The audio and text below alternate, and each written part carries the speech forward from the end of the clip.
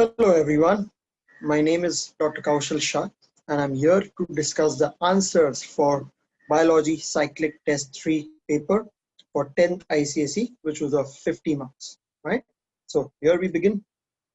So here on the screen you would be able to see the question as well as the answers as I'll be going through them and explaining them. So let's start with the first question paper. The first question, that is question 1A, is based on this diagram here. So given alongside is a diagram of a double helical structure of DNA. On that basis, we are supposed to answer 4 questions. The first question is, name the 4 nitrogenous bases that form a DNA molecule, right? So this is a very simple question where the answers are the straightforward nitrogen bases names, right? So it is adenine, thymine, guanine, and cytosine. As you can see, these are the 4 nitrogen bases. Let's now go to the second question here, and that is give the full form of DNA. We all know DNA is nothing but deoxyribonucleic acid. So as you can see here, I'll just show you, right? That is something about deoxyribonucleic acid.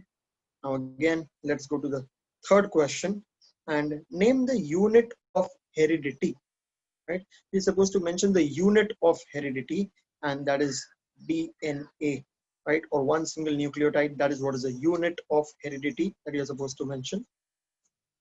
And now comes the fourth question. Mention 2 points of difference between mitosis and meiosis. Okay, let's now go to the answer of difference between mitosis and meiosis. Is understand, first of all, there are 2 different types of cell division. So on the basis of that, you're supposed to mention any 2 points, right? Here, let's go through them. Mitosis, it occurs throughout the body cells. So all the somatic cells that are present in our body, they divide by mitosis. When I talk about meiosis, it occurs only in the reproductive organs for the formation of gametes, or what are known as sex cells, right? So that is the first point of difference, that all the normal body cells divides by mitosis only for the formation of gametes. That is, in case of male, it is sperm. In case of female, it is, I would say, egg cell. That is done by meiosis. The next point is, in mitosis, one cell divides to give us 2 cells. So 2 daughter cells are produced, right? But when we talk about meiosis, it occurs in 2 parts, and ultimately what we get is 1 parent cell will give us 4 daughter cells, right? So that is the second point of difference between mitosis and meiosis. And the third one is, mitosis always produces diploid cells, right? I hope you guys know chromosomes in each and every cell are in pairs. Whenever chromosomes are found in pairs, such cell is what is known as diploid cell. So mitosis divides in such a way that the new daughter cells which are produced, they will have diploid set of chromosomes. But when we talk about meiosis, meiosis produces haploid cell. That means the number of chromosome becomes half. It is just one part of the pair which is present in the cell. So that is the difference between mitosis and meiosis. So that was all about the first question. Now let's go to 1B. So the next question is, explain the significance of transpiration, right? Important question. And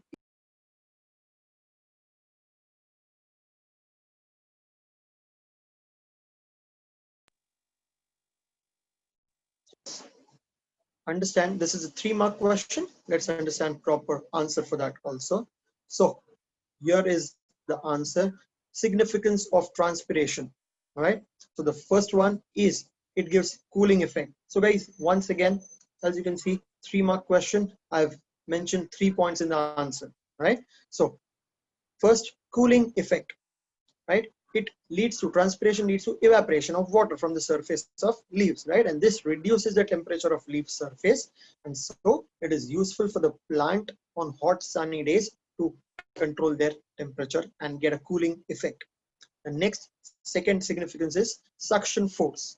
So now when I say suction force, transpiration helps in the ascent of sap by producing a suction force acting from the top of the plant, thus drawing water from the cells at a lower level and ultimately, from the cells of the roots. So I hope you guys know just to recap that when I talk about transpiration, it is a kind of suction force, a suction pull which is created because of which water molecules inside the xylem will move upwards towards the leaves.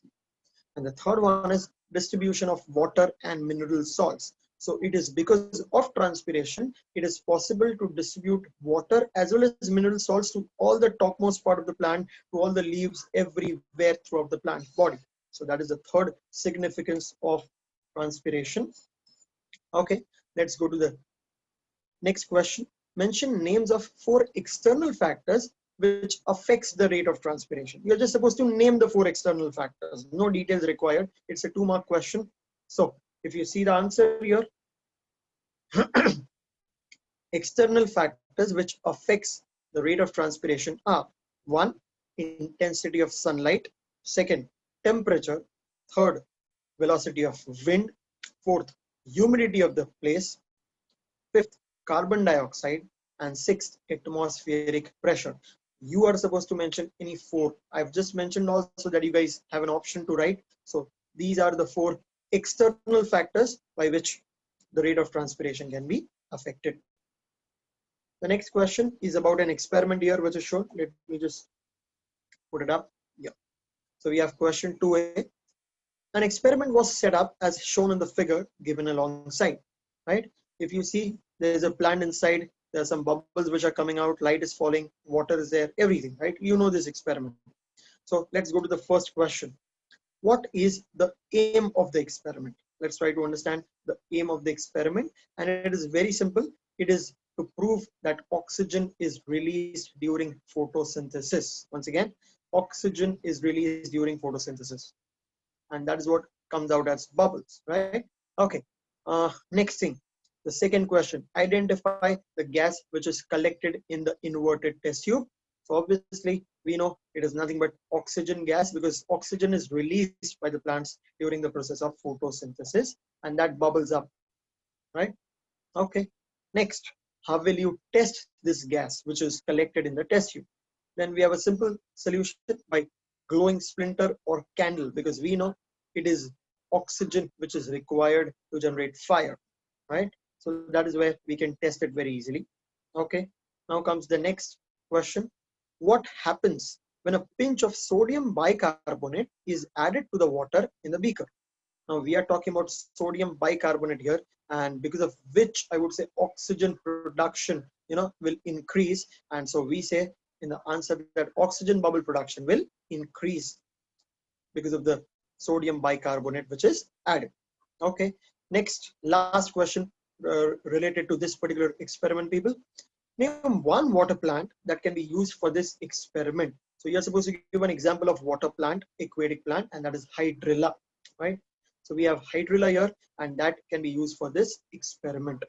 Okay, let's go to the next question.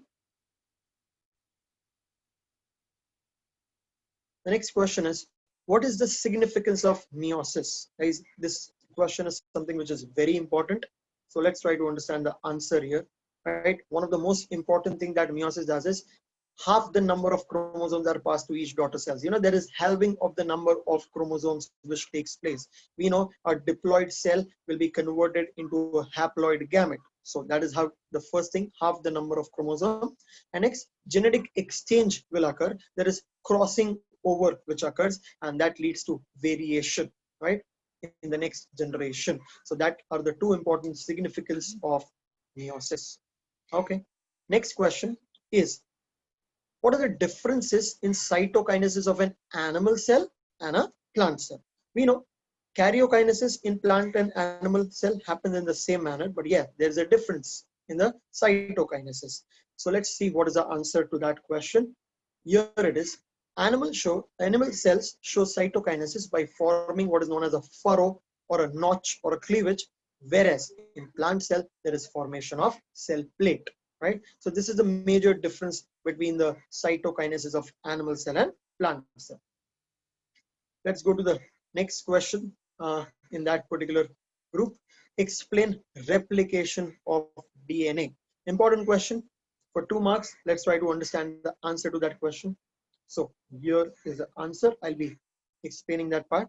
So we know DNA is a double helical structure, right? There are two strands. So here, this double helix structure of DNA will unwind with the help of specific enzymes. So it's a spiral manner and they are all connected by nitrogen bases. So what will happen here is the pair of nitrogen bases will break and it will unwind itself with the help of enzymes. Then the whole length of the DNA is copied and a complementary strand is made. So we know there is one strand, exactly a duplicated strand will be produced, but this duplicated strand will be of the complementary strand. Understand, the nitrogenous bases will be complementary nitrogen bases, and this is done with the help of another enzyme. This happens to the whole length of DNA, and at the end two daughter DNA are formed. So everything starts, I would say, from one end. It's like a zip. When you open it, it will get separated, and it will go from one end to another end, and that is how on both the sides the new the strands, complementary strands, will be created. Okay, let's go to the next question, and that is question 3a. Again, it is based on an experiment. So given below is an experiment set up to demonstrate a particular process. Study the same and answer the questions that follow. Right. So let's see this setup here, and depending on that, there are certain questions we are supposed to answer them. Let me read the first question out.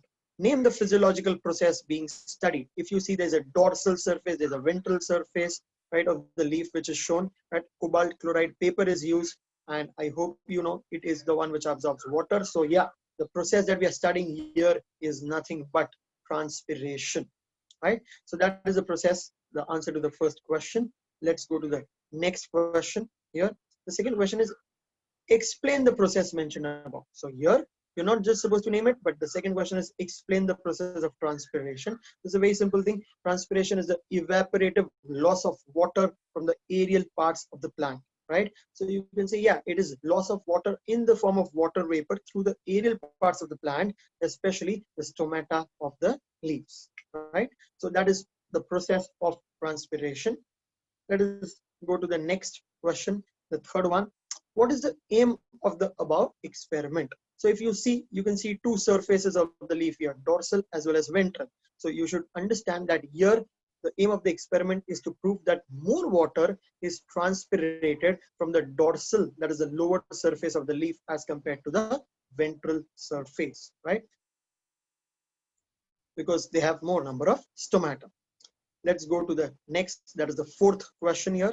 What would you observe in the experimental setup after an hour? So after 1 hour of setting up this experiment, what would be your observation, right? So it is very clear that the cobalt chloride paper on the dorsal surface will turn pink from blue, whereas the cobalt chloride paper on the ventral surface will show a very slight change in color. Now, why? Because we know that on the dorsal surface there are numerous stomata which are present, and from there transpiration is going to happen, and that water will be released in the form of water vapor, and whatever comes in contact with the cobalt chloride paper will convert the color of cobalt chloride from blue to pink. On the other hand, on the ventral surface there are very few stomata, so there will be just slight change in the color there. Okay, let's go to the next question, and that is about, mention any 3 adaptations which are found in plants to overcome the physiological process mentioned in transpiration above. So guys, when I talk about any 3 adaptations, the 3 adaptations are very simple, right? There can be something what is known as sunken stomata, right? Which is something which is there. Just a minute.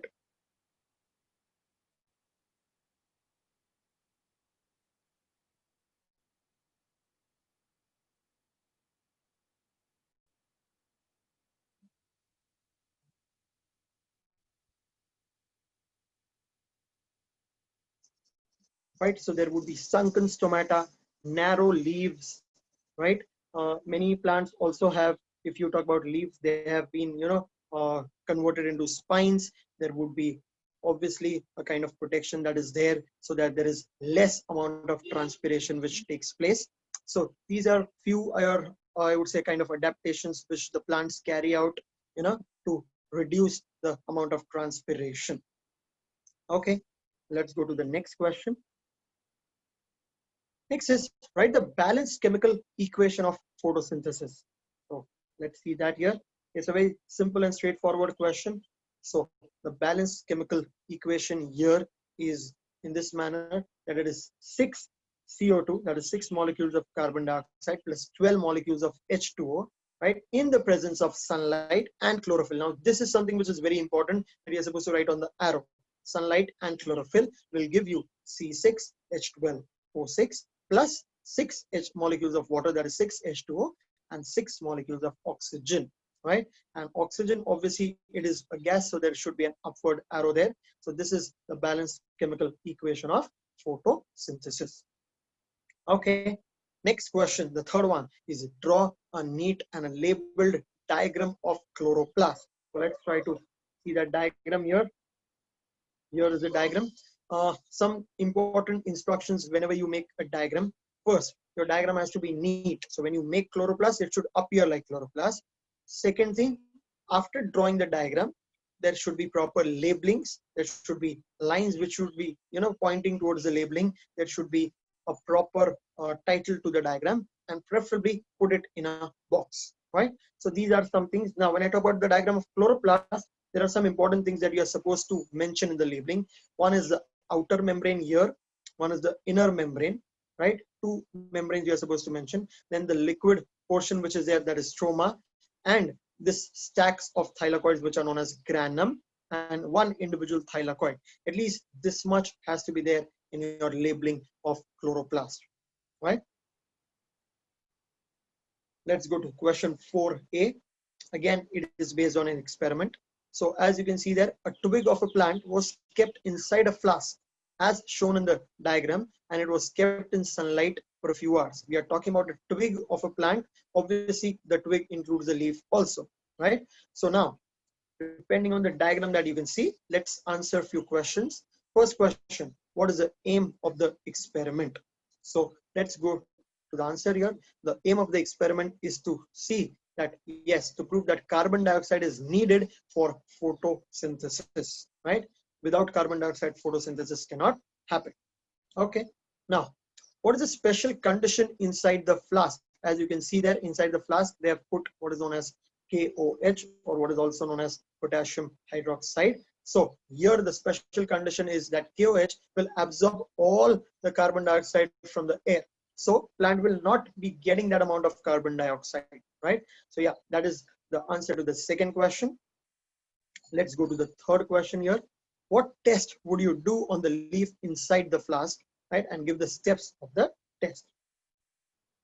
So the test that you will do is the iodine test, and you're supposed to mention all the steps, right? How you will, first discharge it and then put iodine, and there will be a change in color that would be noticed. Okay. Last question. What control would you set up for this particular experiment? So when I talk about the control thing, we put a leaf inside the jar without KOH solution. So obviously, if it is without the potassium hydroxide solution, no carbon dioxide will be absorbed, and yeah, the photosynthesis can take place normally. So that would be our control setup. Let's go to the next question, the B part. In the B part, the first question is explain the structure of nucleosome. So now you're supposed to explain it properly. The structure of nucleosome, it is for 2 marks. So what we are supposed to clearly mention is that one nucleosome contains 2.5 tons of DNA, which is wound around 8 core molecules of histone proteins. Once again, 2.5 tons of DNA, which is wound around 8 molecules of histone proteins, right? So that is something about the structure of one single nucleosome. Okay. Let's go to the next question. Explain any 2 points for the need for new cells to be produced, right? What is the need for cell division? Why you need to produce new cell? And you're supposed to explain any 2 of the points, right? So here I've mentioned all the 4, but you will explain any 2. So the need for new cells to be produced are, first, for growth. Come on. When any organism grows, there has to be cell division. So this cell division is needed for, I would say, growth to take place, and that is how a person can grow bigger. Second, repair of all the damaged tissue. If there's any kind of injury, right, repair is required, and that repair is done by new cell formation, which is done by cell division. The third one, replacement. When I talk about replacement, all the old cells or worn out or damaged cells are to be replaced by new ones, right? We know in our body every minute, right, 20 million RBCs are killed and they are replaced by new ones. So this replacement again is done by new cell formation by cell division. And the last one is reproduction. Yes, for reproduction also, obviously, whether it is any type of reproduction, it is obviously by new cell formation. So these are the 4 points you are supposed to explain any two, right? Let's go to the third part of B, and that is define gene. What is a gene? It's very simple. Gene is a specific sequence of a nucleotide that encodes for a particular body feature. So it is one particular body feature which is determined by a gene, and what will determine that particular body feature? The specific sequence of nucleotide in that gene. So that is what is one single gene. Let's go to question number 5A. Again, one experiment based question. So as you can see here, given alongside is an experimental setup to study a particular process.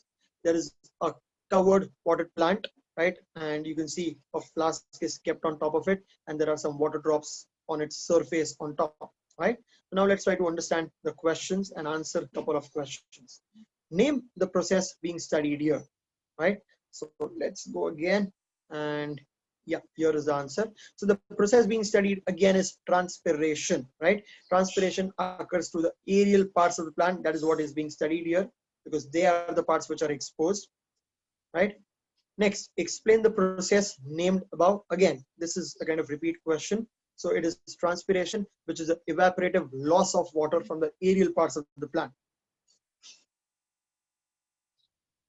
Next, the third question here is, why is the pot covered with a plastic sheath? As you can see there, it's a covered potted plant, right?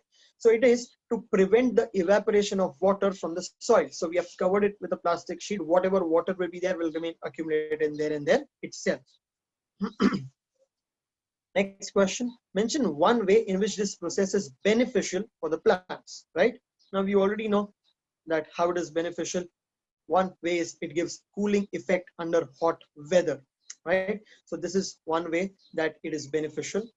Now, suggest a suitable control for this setup. What can be a suitable control for this kind of setup?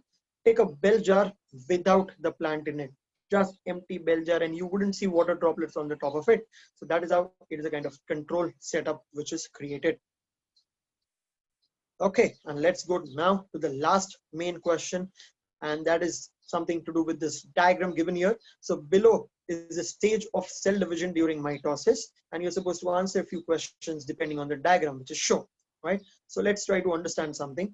The first question is, identify the stage of cell division shown in the picture, right? You are supposed to identify the stage. As you can see, the chromosomes are lined up on the equatorial plane, almost parallel, in a parallel manner, and that is why this stage is nothing but metaphase, right? So this is the answer here, metaphase. Let's go to the next question. Label the given parts correctly. So now they have given 4 different parts, 1, 2, 3, and 4, as you can see. Let's label them. The first one are nothing but sister chromatid or chromatid. The second one is spindle fiber. The third one is centrosome, and the fourth one is cell membrane, right? So as you can see, the answers here: chromatid, spindle fiber, centrosome, and cell membrane. Okay, let's go to the third question. Which stage will come prior to the stage which is shown in the picture? So we know this stage is metaphase. See, if you don't know the first thing, that is which is this phase, your this answer would also go wrong, right? So you're supposed to be very sure about the phase also. So yeah, what comes prior to metaphase? It is the prophase. So the answer here is prophase. Let's go to the last question of this entire paper here, and that is, identify the given picture is a plant cell or animal cell, along with giving one reason for it.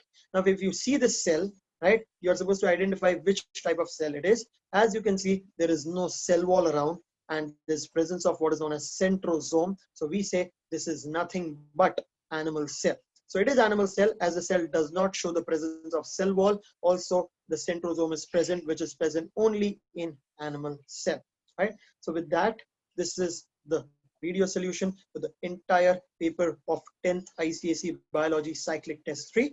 Hope you understood it well. Thank you so much.